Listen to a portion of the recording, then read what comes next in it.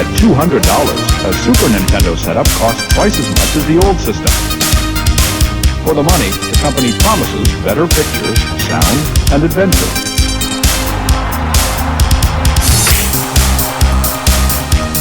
Now you're playing with power, superpower. You're the king, I tell you! The king! Only for Super NES. Only on Super NES.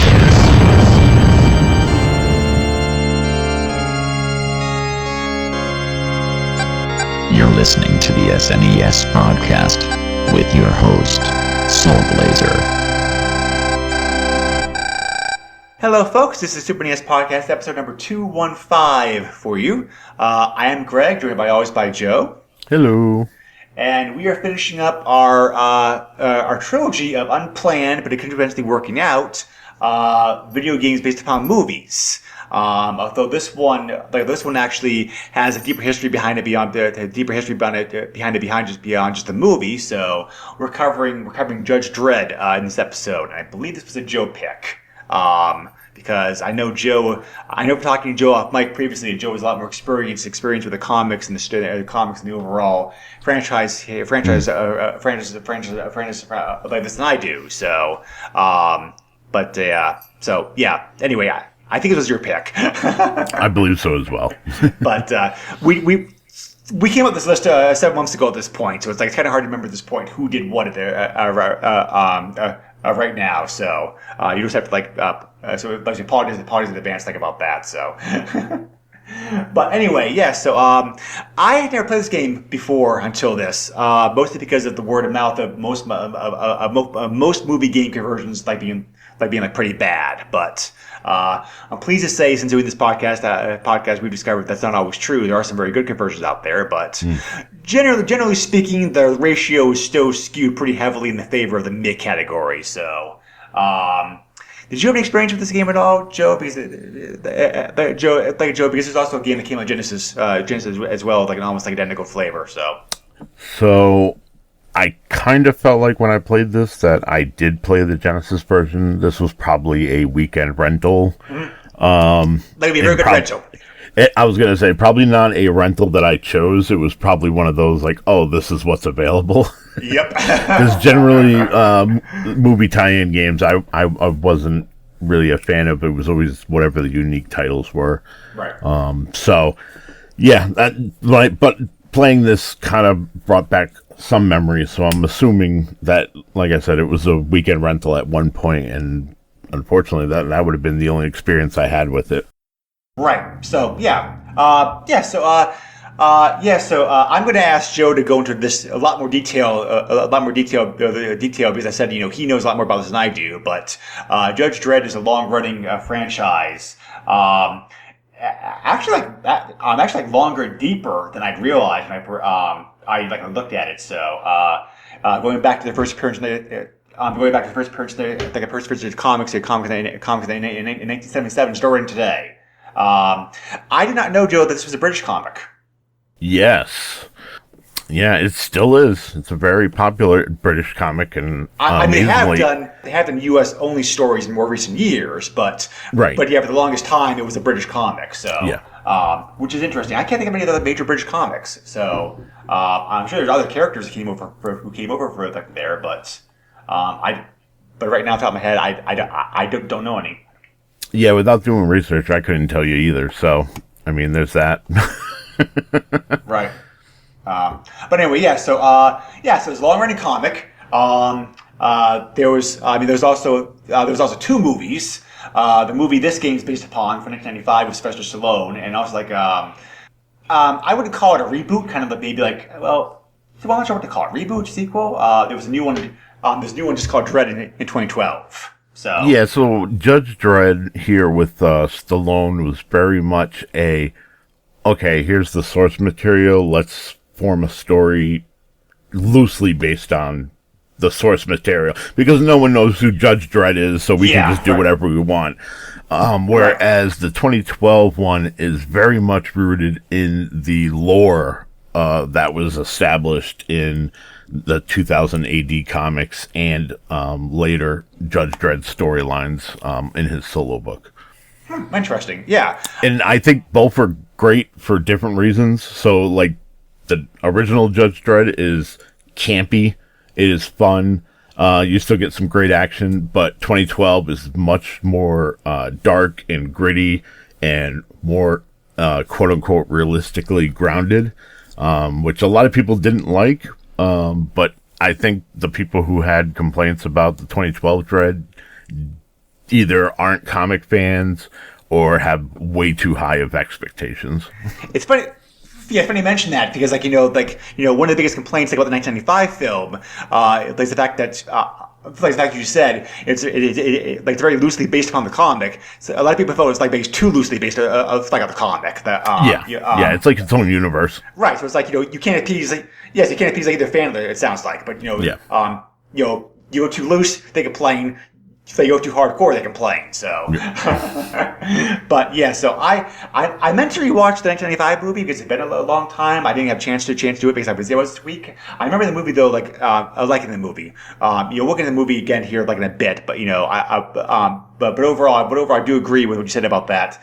I forgot there was a 2012 movie. I'll have to check that one out because here you said you liked it. It makes me curious to look at it too. So. Yeah, I definitely recommend it. But, also keep in mind, I'm that B-movie guy who loves, Wolf Cop and, weird things like, the Pastor Raptor or Raptor Pastor or something like that. There's just weird B-movie trope movies that... Well, the Rotten Tomato rating of that movie is 79% when you compare it to the original Judge Dredd movie, which is 22%. So, there you go. That says a lot. Yeah. Other media appearances. There's been a whole bunch of novels, bunch of novels and books. There was a television show in development for a while, but it looks like it's been quiet for several years now. So I don't know if that's actually going to happen at this point.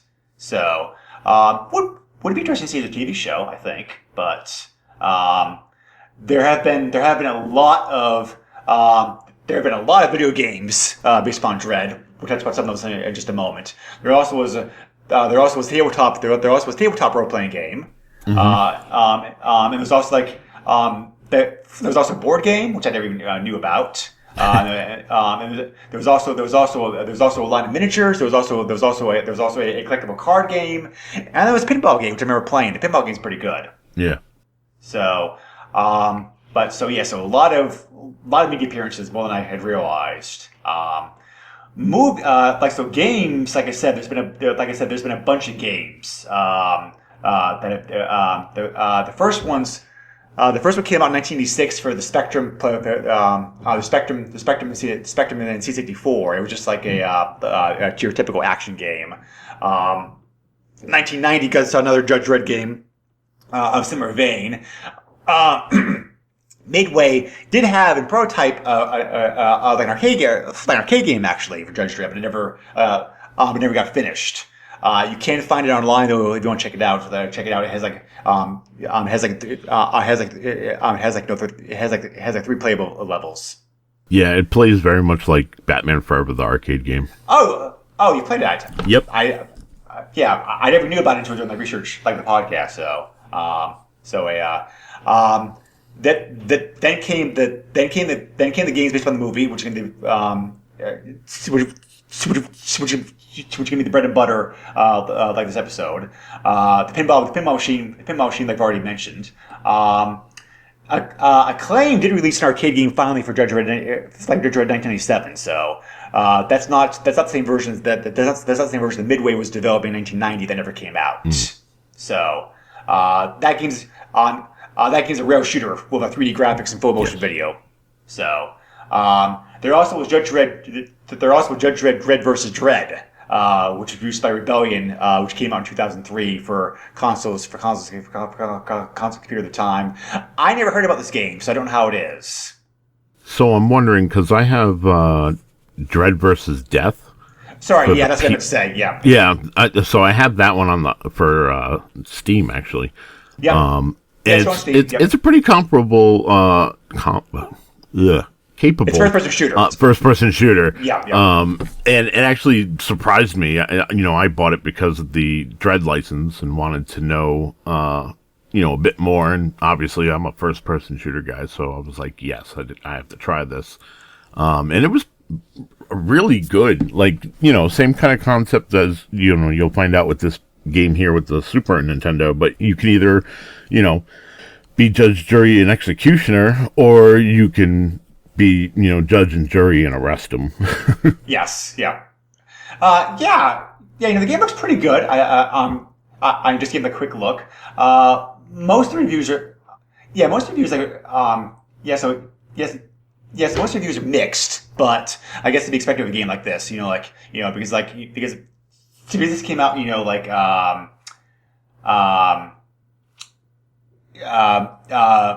this came out.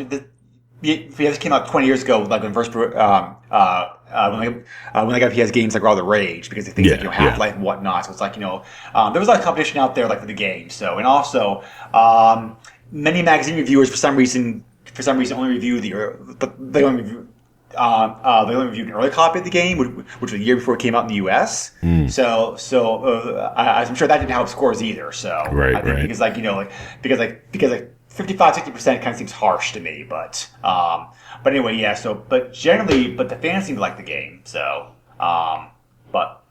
anyway, so yeah. I didn't realize the comic was still running today. That's pretty good. I never read the comic. I've seen the comics. Like I know. I know a bit about the character, the setting, and the character setting and whatnot. But it's curious because I saw some mentions like about its creation. The creation I thought was like pretty interesting. One is that the original idea for the comic was just set it's like in the near future. Like say if they tasked the artist, they had the artist just to develop like a New York City in the future, but.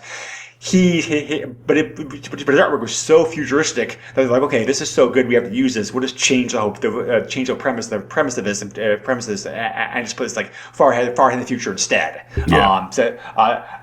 I like that's how the whole idea of like Mega City 1 came about, which is where both the movie, or some of the movie at least, and most of the game takes place in. So.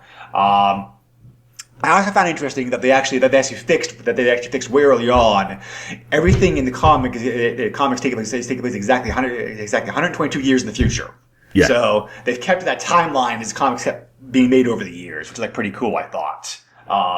And then also the fact that the judges themselves changed also in the comics. How they were originally perceived and written about when the comics were used in the 70s was that the people love them, they're very supportive of them, they do a good job, they do their job efficiently, whatever. And then like over the years it changed like abuse, corruption, dark forces, people hate them, blah blah that kind of stuff. So that actual change in tone attitude, partly because of the popularity of the character, partly because of the shift in things that was going on in Britain at the time, was also very interesting to read about. Yeah, and just to give you a heads up, this isn't even any Judge Dredd books in general that are still going. The 2000 AD comic book, which is where Dredd was first appeared, right? Yep. It is currently at 2,339 issues. And it's still running. That's pretty impressive. Yeah, and unlike our American counterparts of Marvel and DC, these guys didn't reboot it 1,000 times with a bunch of number ones.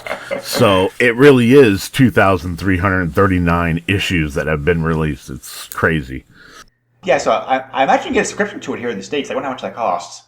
It does come in a magazine format, so I would think it'd be... Right, yeah, exactly. 2000 AD, I think, is at least a $7, maybe $8 book. Sounds about right. So. Whereas, most of the Judge Dredd titled books, those have come out at the $3.99 price point, and, they're the same size and shape of a regular comic book. So those, are respectfully, and as I would say, affordably priced. Yeah. Right. Yeah, exactly. So, but sure. But, okay. So with that premise done, I think we can actually get talking about, So, why don't we actually, because this game actually follows the event of the movie pretty closely, unlike the last game we covered, which was actually a sequel. We need to talk about the movie and the character, himself some. Like I said before, Joe, I think you have a bit more deeper background on this than I do. So if you want to just talk about for people out there who may not be all that familiar with Judge Dredd, and so just like introduce himself, so introduce him a little bit if you don't mind. Talk about the movie. Yeah, so I mean, the general premise is that, the justice system is now basically down to individuals, the judges. They are, as I said earlier, judge, jury, and executioner in most cases. The system, it's a post-apocalyptic world. Obviously, the law has to be stricter to be able to adhere to this new version of the future. And with criminals, it's no longer you're going to, be innocent until proven guilty. You are guilty, until death, basically. This is the best way to put it.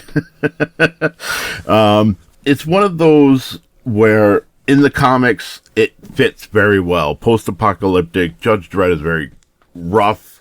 He's, he has the moral code of, it's his job. It's what he has to do. He has to take down these bad guys.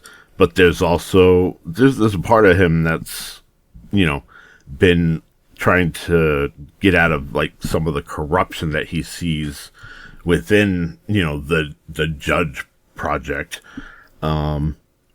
It's, I understand. And like you said, it's a British comic. And it very much reflects the political atmosphere of that country. But it can also kind of mirror where ours is currently and whatnot, without getting too deep into it. Right. But yeah, I mean, it's the idea that, we were soft before, and now because of this post-apocalyptic world that we live in, we have to be harder, and that's why we have the judges, and they're going to get you one way or the other. Right. Yep. Yeah. Yeah. Exactly. It's a pretty good summary. So, I think, and that's, that's the movie. The movie, even though it has the failing that the, as I mentioned before, even though the movie has the failing of only being very, very, very loosely based on source material. At least the movie gives you the premise, the comic, and everything on everything you just talked about. Up front. So you don't need to watch to know anything to enjoy the movie. I love the Marvel movies, for example, but all the recent Marvel movies for the last 5-6 years or so really require either background knowledge or having watched other previous Marvel movies to really be able to enjoy them. And that's kind of so the entry bar has gotten very high on those movies nowadays. Yeah. And the one thing I did like with the Judge Dredd movie is it kind of puts him, he's not a likable guy in the general scheme of things. He's judge, jury, executioner. He's not a likable guy. Yeah. But he's basically framed for murdering an innocent. And that's a huge thing in the Judge Dredd universe. By his own half brother, there's also Rico, who's also insane and takes over. I thought he was trying to take over the city. I don't remember. So I don't remember if the movie says this, or the comic says it, and it says it in the carry over the movie. Because I said, I'm sorry, it's been a long time since I watched the movie. Mm-hmm. Both Dredd and Rico are clones. They were both cloned from, I think, their father. Or somebody else who's that sounds very about important. Right. So I don't remember if the movie says that or not, but that is kind of where they came from. But yeah, I'm horrible. I didn't end up watching the movie like I planned to before we recorded the podcast. So I guess the cloning process didn't really go quite well. But that's the general explanation for Rico being the off the wall character that he is that basically he was cloned. The cloning process did not adhere 100%, so therefore it has left him pretty much schizophrenic. He's very chaotic for sure. Right. Yep. You have the good summary of it. So I do remember liking the movie. The movie overall. I mean, like, yes, it's not great. It's definitely like a good popcorn movie. I totally understand people complaining about how the movie's very, very, very, very loosely based on based on source material. The script I was took like a lot of knocks, which I can kind of see because it's kind of the story's okay, but they spend a lot of time. They spend a lot of time in the wasteland, like as well as the city. Right. The pacing's kind of off a little bit, I thought. Some characters, there are a lot of good supporting characters. There are a lot of good supporting actors in the movie who are not utilized very well, I thought. And Stallone's great for action movies, but this movie, even though it has a lot of action, also requires like a lot of acting too, and like he doesn't give his best performance here, I thought. I mean, it's passable performance by him. It's definitely not his best movie. I am the law. It's very cheesy, over the top. So I don't know if he was told to. I don't know if he was told to do that to play up Dredd, or Dredd realized, well, this script's kind of crap. Let's just have fun with it. So I am pretty sure he didn't read a comic. He just read the script he was given. And I'm sure like he was given direction as far as the type of character that Dredd is, and he just went off of that. And I mean, you know what? Like, I'm not going to knock him for it because I don't think it's personally his fault. No. Because, the movie, like we've said, is loosely based on the idea that was conceived in the comics. So because it's loosely based, like I said earlier, I feel like this is a totally different universe, different thing. It's like Batman 66 versus, today's Batman. Right. Or even Keaton's universe. It's like, yes, it's the same kind of idea, but it's two different takes on it. And this would be, for me, the 66 Batman run, whereas the 2012 reboot would be the Keaton Batman movies. The Batman comparison is pretty. You actually mentioned the Batman comparison is like pretty spot on because this game is. I'm sorry. The game also, but the movies also like very cheesy and also very funny. Yeah. They do try to put in a lot of jokes and whatnot into the movie. Sometimes unintentional ones. But there is but even though it is a very dark, gritty place, they try to liven up every now and then of like characters or laughs or whatnot, which is like, again, pacing issues. But still, the movie's okay to watch. I think. I mean, certainly are the worst movies. I definitely feel like there was a point where Stallone was reading the script, and he had done Demolition Man. Mm-hmm. Yep. And basically was like, this is pretty dark. Like, we should probably add some jokes. Like, Demolition Man has some jokes in it, and that movie did really well. Yeah. And they're just like, oh, yeah, that sounds good. Let's add some jokes in there. And then that became camp, and it ruined what it could have been. But, like I said, if you don't look at it in the context of, being based on anything other than it's its own thing by itself, fantastic. It's when you start comparing it with every other form of media that has Judge Dredd that you start, breaking it down and realizing how bad it is. But just don't do that. Yeah, exactly. Right. Yep. Not only do I agree with that 100%, I also want to bounce out. I also want to bounce out what I was saying negatively about the movie with what I think is very good about the movie. Especially the sets are excellent. They look great. The movie's very. The music's very good. Good soundtrack. The stunts and action sequences are typical classic Stallone. I mean, great stuff. That gun he has. Oh, the judges have a special gun, right? What's it called again? I have it written down here somewhere. Oh yeah, the Lawgiver gun. Yeah. There we go. The Lawgiver gun. The Lawgiver gun looks great in the movie. I thought. The visual scenes, the effects, the stunts. That's all excellent. It's well worth watching the movie at least for that stuff. Yeah. Not for so. And you're right. Just like take the movie by itself. Forget forget anything you might know about Judge Dredd previously, and just like and just like what like the movie for what it is. So and and now I'm very curious to check out to watch it to watch 2012 one and see how it compares. So and if you need any more convincing to see that 2012 one, Keith Urban is the gentleman who plays Judge Dredd. I saw that. And yes, does a fantastic job. I think Keith Urban is very underrated as far as the different things that he's done. But in recent years, especially with The Boys on that show, he's done a very good job, and I think he did a great job with Dredd. So I know.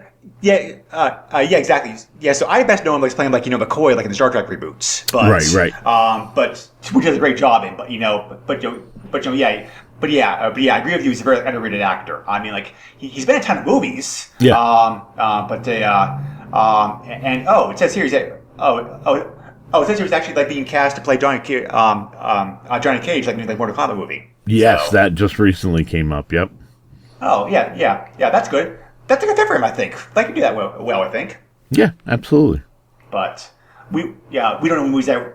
So we're recording during the middle of the strike, so we're talking when movies actually start up again. But, right. that is interesting to see. So, but anyway, so the game. So obviously the movie was big. Obviously the movie was like a big production movie. It did make a profit. It did make a profit in the theater despite getting panned by critics. So I think so again, this is a movie I think that people were willing to watch. Were willing to watch anyway. So as typical time period, games. A game time was announced. Acclaim got the rights to make the game. They published the game on the Super NES, Genesis, Game Boy, and Game Gear. The actual development of the game was done by Probe Software, who we've talked about before in the past. And the game came out for all four systems in 1995. Japan did not get the Game Gear version, but beyond that. But beyond that, all the games were released worldwide. So, I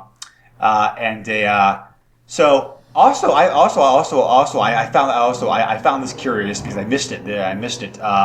Acclaim, as most people know, is now defunct. A company called Throwback Entertainment got the rights to most of their older catalog. So they re-released Judge Dredd on Steam back 2018.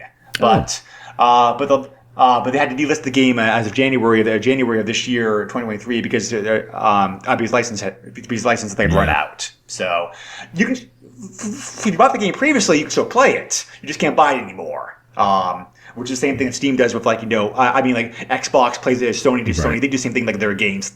Like the delist, you can still download them, play them. You just can't buy it anymore. So unfortunately, this game was available, but it's not available currently. Yeah. So, and probably not worth the money. I'm sure it wasn't worth the money to reacquire the license. Right. But anyway, so the Genesis Super NES versions of the game are very, very close to one another. Actually, just looking at videos, very, very close to one another. Yeah. It's actually, even ports of games usually have change the interface and display or whatnot. Not really in this case. This is probably one of the closest carbon copies of the game I've seen across systems. But and actually, most people said the Game Boy and Game Gear versions, even though watered down, are still very, very close adaptation like the original console version. So the programming, at least in that sense, was done very well. So. So, anyways, as we said, the game does follow the events of the movie, roughly. It's the same overall plot, some of the same locations. The game is 12 levels, so it's actually kind of beefy. This is one of the things that actually impressed me a lot about this game. Most platformers based upon movies, they're short. Yeah. They play them in 30-40 minutes, but. They actually have 12 levels in this game, however, and most of So every level, I think, every level, almost every level has like 2, if not 3 stages to it as well too. Yeah. So, so there's a lot of content on here. They actually, for 7 of the 12 levels, they actually created the backgrounds by digitizing sets in the movie, which is pretty cool. Yep. The other 5 levels, they digitized the graphics based on the comic book. Yep. So anyway, this 12 levels makes for a long game. The actual for your typical playthrough of the game, you're playing your typical playthrough this game. You're playing it straight through start to finish. Like it's about 2 hours, which is pretty long for a platformer. And it's like and there's no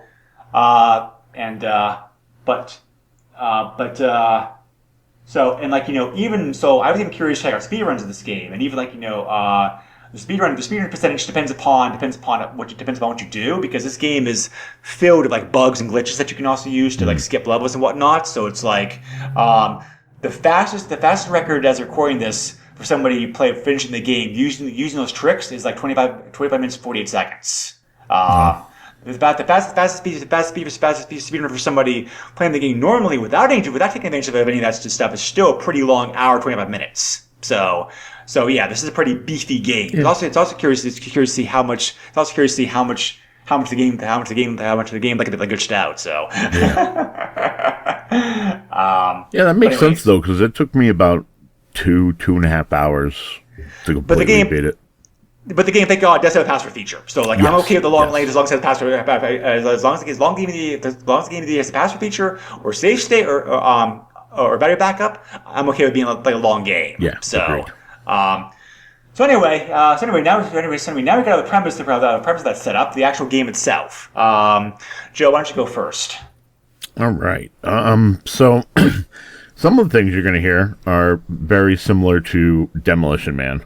Of course. It's because of the digitized graphics and everything else. Yeah. This plays it feels very much like Demolition Man. The jumping is still kind of floaty, but you can't really change direction in the air, that sort of thing. I thought the graphics were really good, especially for the sprite work.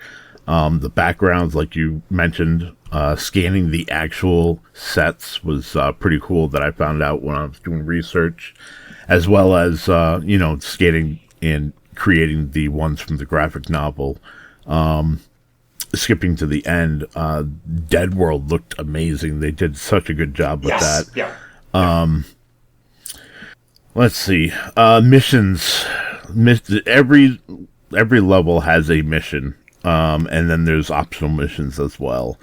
One of the things I liked about this, especially with the length and the password system, is you can walk up to these computer terminals and they will tell you what your current mission is, which was great, because let me tell you, there were a few times where all these levels are like mazes. Except for one, which is a rail shooter, which was really odd, but yet it fits the story. Anyways, so like, it was very maze-like. It took me quite a while to realize what was a ladder. I think I walked back and forth, I don't know how many times, until I finally, crouched down. I don't even remember why I crouched down. I think an enemy was firing at me, and I crouched down and I started climbing down the ladder, and I was like, what? So it's like a very, very, very, very, very small sprite that is just a silver line that goes down, and it has the smallest rungs. Like, it doesn't look like a ladder. It looks like it's part of the background.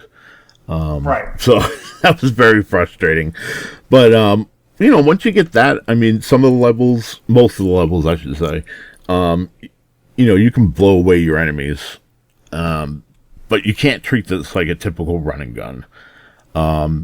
You can melee people, and when you melee them, you have the opportunity to arrest them. And that's probably going to be generally what you're going to be using throughout the game. There are certain missions and scenarios that push you to be quote unquote non-violent by not using the gun, and you have to punch them to be able to arrest them. One level that sticks out to me was the prison riot level. And let me also just say real quick here that the game tries to incentivize you to arrest people instead, because it gives you point bonuses at the end of the stage. Yes, there's point bonuses, and they also drop power-ups. Right. By the way, also that animation like when you're arrested, that's great. yeah. Because they get arrested, just like all of a sudden a hoverboard shows up, and they get the hoverboard just like flies about the screen.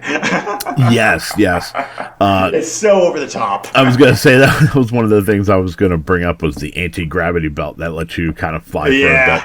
That's one of the cooler items that you can get.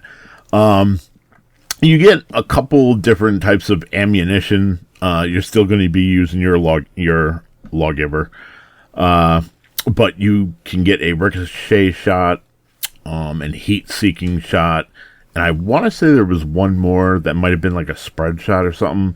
You kind of get with the different weapon ammo that you can get. Very much kind of reminded me of Contra, but like I said, this is not a running gun like Contra. They try to give the gun the same ability the gun has in the comics, the gun is like 6 bullets, I think. Yes, they did try to give that. They did try to incorporate that into the game, which I like. Yeah, and like I mentioned earlier, also like the rail shooter level, like that was a pleasant surprise. It's one of those things where like you don't think about a rail shooter just randomly being inserted into your platforming game, but it like canonical with the story and everything else, it just makes sense. I know it sounds like I'm being overly positive about this, but I'm really not. It definitely does some cool stuff, but this, to me, this is still a licensed platformer.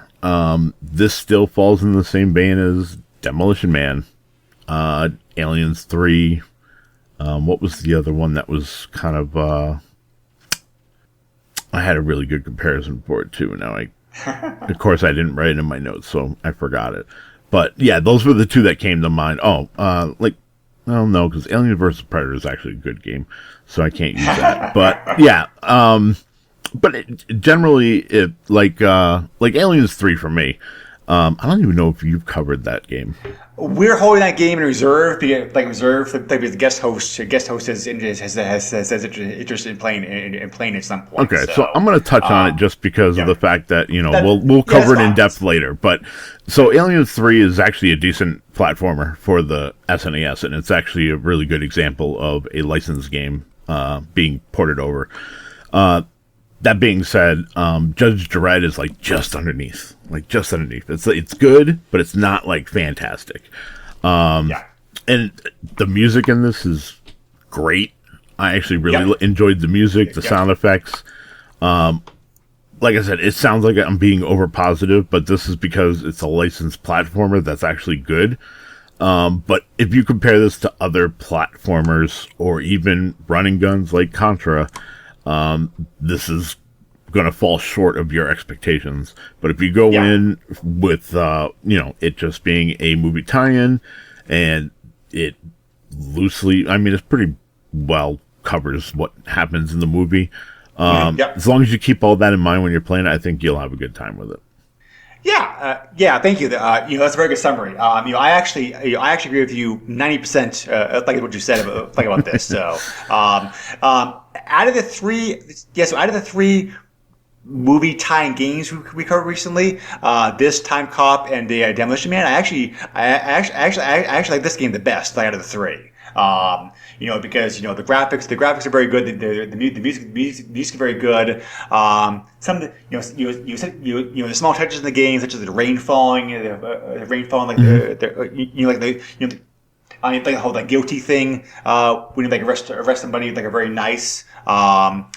Controller, I thought handled pretty well for the most part. I did feel there was some sluggishness and some collision detection issues in some places, but I didn't really have. But I wasn't finding the controls with it. I also had a problem finding Lazarus first. Not as hard time as you did. It sounds like, but it is kind of. But then you kind of blend the background. Once you know what you're looking for, you're fine. Yeah. The first time you're playing, you're like, what the hell is going on here? Yeah, So, I mean, it took me about a good 5 minutes yeah. to realize what a ladder was. So I was Thank kind of God upset. thank God there's no timer in this game either. Yes. That helps because you said there is some backtracking you have to do with this. There's a backtrack that you have to do in this game. Now, granted that some of the backtracking is optional. You can, for example, go to a certain area, you get power-ups, whatever. Mm-hmm. You don't have to.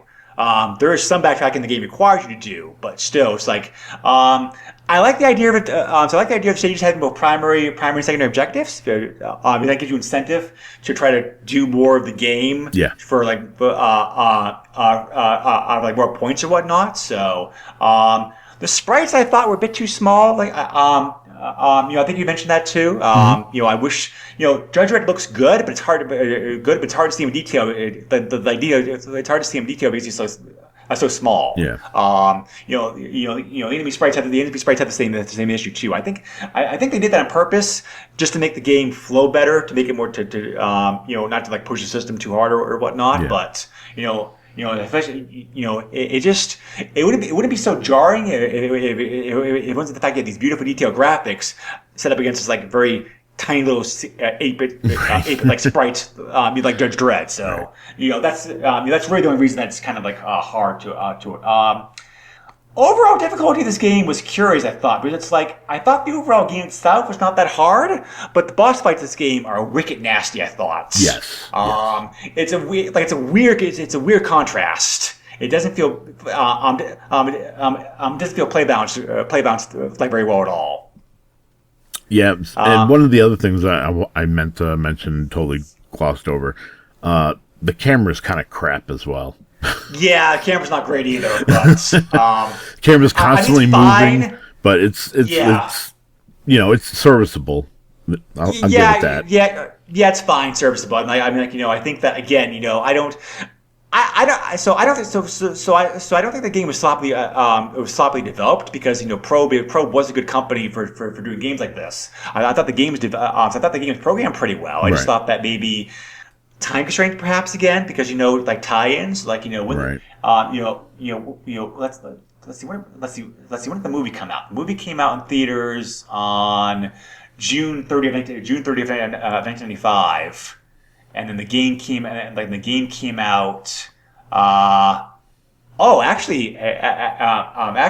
Actually, before the movie, North America got Genesis version of this game 2 weeks previously on June 16th. So, okay. So they actually that's a rare case. Yeah. So I wonder. So like, what is the? I wonder if some of the issues you're talking about are the same typical rushed development job project that we're talking about before so many times over this podcast. But not that it's bad programming. It's pretty good for the most part. But there are those issues. There are those issues such as the playtesting, the camera, whatever, that I think may have been smoothed out a bit. If those issues hadn't worked out, I give this game higher marks.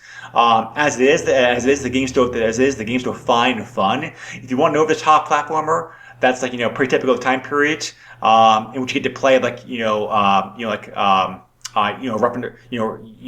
top comic book style cop. This game's pretty good. I do love the fact that they actually put in the arresting part as well as the shooting part because that really differentiates the game from some of the other games like this type. Because having made that choice really had both some challenge and some replayability to the game as well. Yeah. So I think that's that alone is a pretty unique mark. A mark that makes me say, if you want if you want a typical movie time platformer to play, this may be one of the better ones out there. Because I like reasons like that. Yeah. So the game can be tough in sections. In section 2, the path system to help out. Sadly, there's no option screen. However, that's another thing. That's another thing I kind of knocked about this game. Why no options? But there are options, but there are options available. But you have to enable a hidden cheat code to do that. Right. On the surface, there's no options, which is which is a curious choice, I thought. So, but yeah, so and this is and like we said, this is a surprisingly long platformer game for its type. Again, I think this is a great weekend rental. Maybe a better weekend rental than most because of the length of the game, but I think at the end it is just a weekend rental. Yeah. Yep, I am 100% in that camp for sure. But so talking about the other version of the game, the game here real quick. I forgot to mention there actually was a version of the game. I was playing the Atari Jaguar CD, but that version never came out. Because a lot of games announced the Jaguar never ended up coming out. I was going to say because of Jaguar. Exactly right, but that version of the game, a prototype of that game's never surfaced, unlike many other games. So we don't know how far along that game was in development before it was canceled. Yeah. So probably not very far if nobody's found anything of the game to this point. So most people actually gave the Genesis version of the game much worse marks for like this game. I don't usually see Genesis version of the game pan it as badly as this one was. Genesis version of the game they felt was just like played rougher, had worse graphics and sounds, did not feel as polished. And I think they just maybe the game was developed originally Super NES and like ported over Genesis late. I mean, I don't know the reason for it, but yeah, it's very unusual. It's very unusual. I see. I commonly see Genesis version of the games, maybe being knocked a little bit. I usually don't see the version of the game being knocked as much as this one was. Yeah, I found it odd that in my research I found 3 different reviews, and all 3 reviews basically dogged the Genesis version. Yes. Which again, I passingly remember, getting that game for whatever reason, rental or whatever. So it's like, if my younger self, played it and my older self can't remember a lot of it, I tend to believe that the reviews are probably correct. It probably, wasn't that great. Controls were an issue. I know the game is a bit darker, as far as presentation. But most any games are, so it's like correct. Right? Yeah. So I can also see that being an issue, especially with here playing on the Super Nintendo version. I had an issue finding the ladder. I'd assume that in the Genesis it's even more so. So yeah, I don't know. Sometimes the Genesis got some good ports, and sometimes it didn't. Yeah. Because it's very curious because at first glance, the two games look almost the same, but like I mentioned previously. So it's just like actually playing it though, you see the differences, which is weird. So the reviews of the game at the time were mixed. EGM gave the best. EGM gave the most detailed review of the Super NES version of the game. They gave it 7.6 out of 10. They basically said that.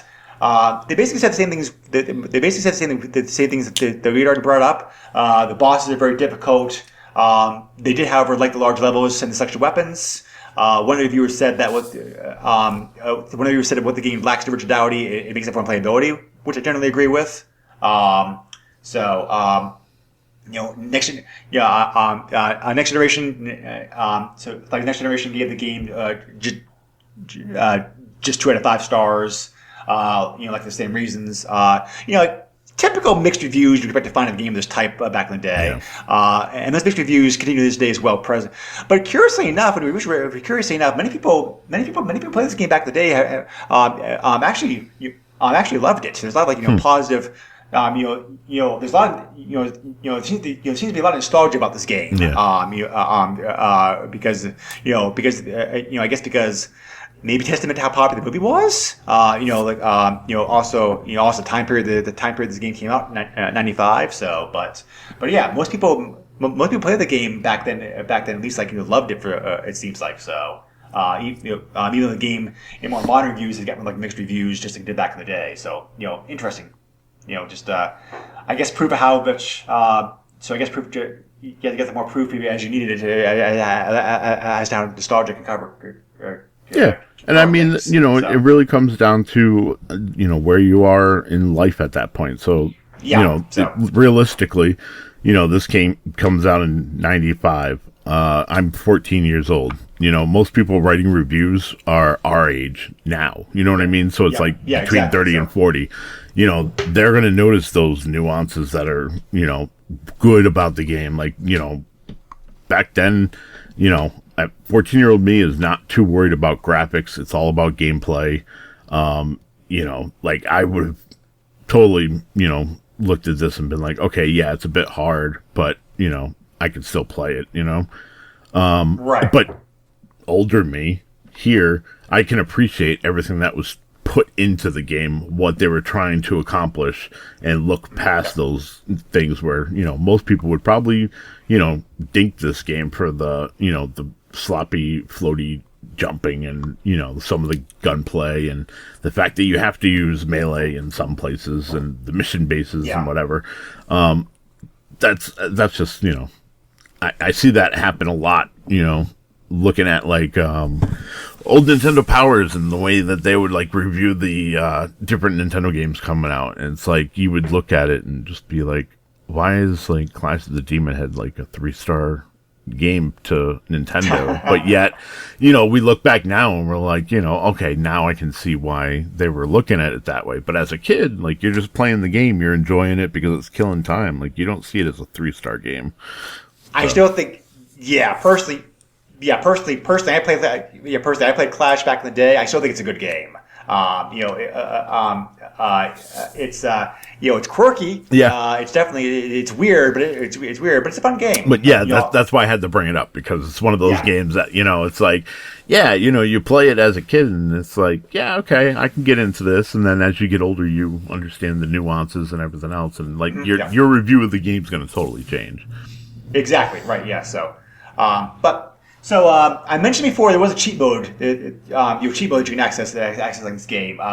There's definitely the developers definitely went tongue in cheek on this because if you use the code, because one code to activate. There's one code actually activate the cheat mode by itself, which you have to do on the menu screen, and there's also additional code you have to put in for the actual effects you want.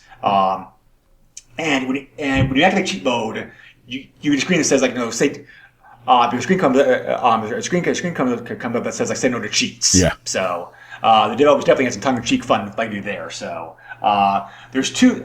There's 3 codes you can use here: energy gain, a level select, and also two codes: energy gain, like, and level select. So. Helpful at least, especially since it's like a long game. So, eBay, the game's actually very cheap for Super NES games, I thought, which is kind of surprising. I mean, there's a good number of copies out there, so the game was sold pretty well back in the day. Yeah. But I guess just because it doesn't, for whatever reason, it just doesn't sell, sell for a lot. So you actually get a copy of this game for even complete for like pretty cheap. So.